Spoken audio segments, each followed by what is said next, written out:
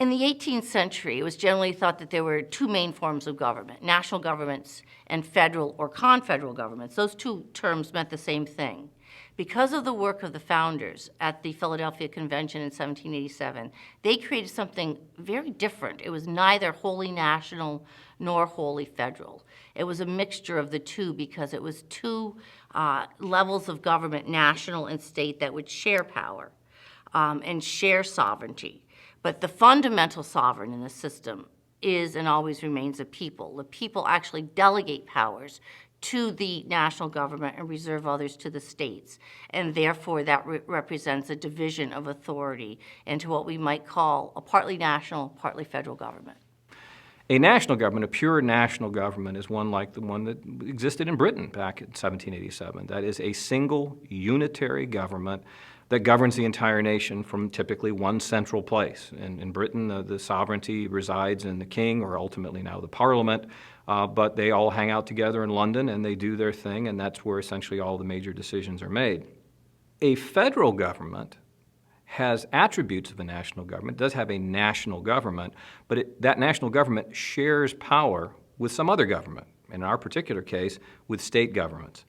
We kind of invented that idea, and it was the result of a genuine desire to split up power, to share power, a check and a balance, if you will, but it was also a political compromise. I mean, we started out as 13 states. Those states were not going to commit suicide. Those states wanted a continued existence and a continued relevance.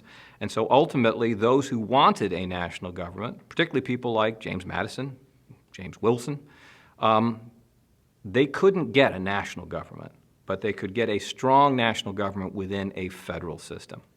There's that great line of Patrick Henry's at the Virginia Ratification Convention. Henry, a big opponent of this new Constitution, and in the end, a pretty big opponent of James Madison, where he says, we the people, it should be we the states. With all due respect, who gave these gentlemen in Philadelphia the authority to say we the people? Well, that's how deep this divide was. It seems hard to imagine in the modern age. But at that time, it was a debate of where does sovereignty reside? And in the end, it's divided sovereignty, and in the modern age, it's with the people.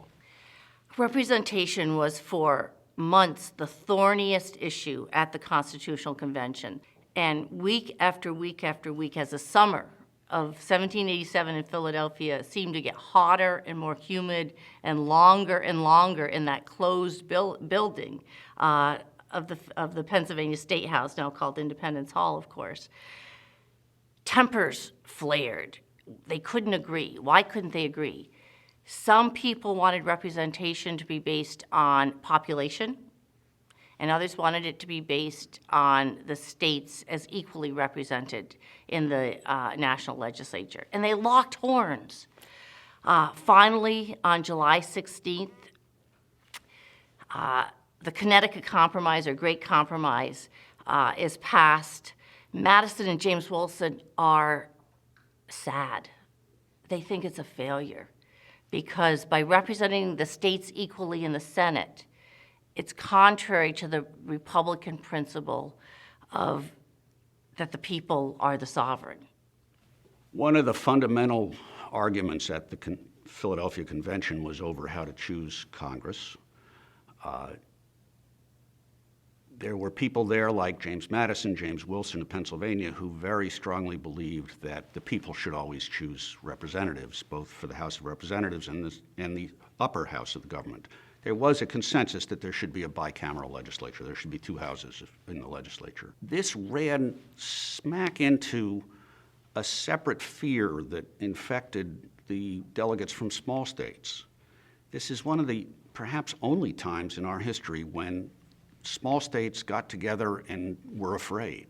They became concerned that they would be dominated by the big states if there was proportional representation based on population. And you have to see this in context, because under the Articles, each state had one vote.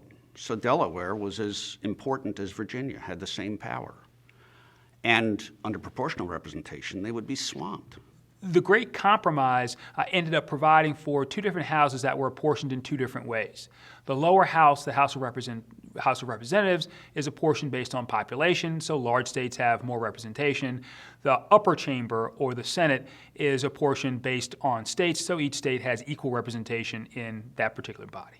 Bicameralism as a structure is arguably not necessary. The idea that you need two houses, two chambers of the legislature in order to get things done, not necessarily required. The Articles of Confederation, unicameral. Pennsylvania at that time, unicameral. Even today, Nebraska, unicameral. It can be done. However, if you're going to provide two different chambers, an upper chamber and a lower chamber, it's understandable that you might very well do slightly different things with those two different chambers. So that's pretty much what was done, what Madison was suggesting, and the structure that we have in the Constitution today. It's interesting, both chambers, Madison felt, the framers feel, are essential to good government.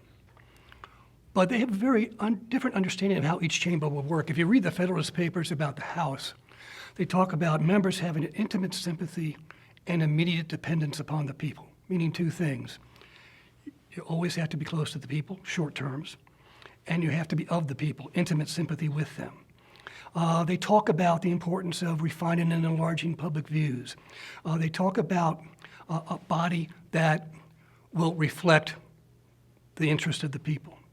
When they talk about the Senate, it's a more distant body, longer terms, an older chamber, older members, a cool and deliberate assembly. Those words were used by Madison to describe a Senate would sort of cool down the passions of the House and sort of check the House a bit. These are wiser statesmen, that's why it's called a Senate. So they're very different chambers by design. And when it's working right, there's going to be this creative tension. That's what I call it. They have to get together somehow and iron out these differences. But there's a reason that the Senate, for example, has a role to play in foreign affairs. Because members of the Senate are there for a longer period of time, they can see the greater scope of things. Members of the House every 2 years. Every 2 years, a brand new House of Representatives is potential. There's a factor that's built into the American system that has to do with not just decision-making, but coming to just decisions. Madison said in Federalist 51, justice is the end of government. It is the end of civil society. It ever has been and ever will be pursued until it be obtained or until liberty be lost in its pursuit. One of the things that Publius in writing the Federalist Papers talked about is the idea of responsibility. And he said it might seem ironic, but responsibility to the people has to be thought of in two ways. One is being responsive to the people, which is what the House of Representatives generally is. And the other is a kind of responsibility to the Constitution and the common good, which we have to remember, the Constitution is the work of the people.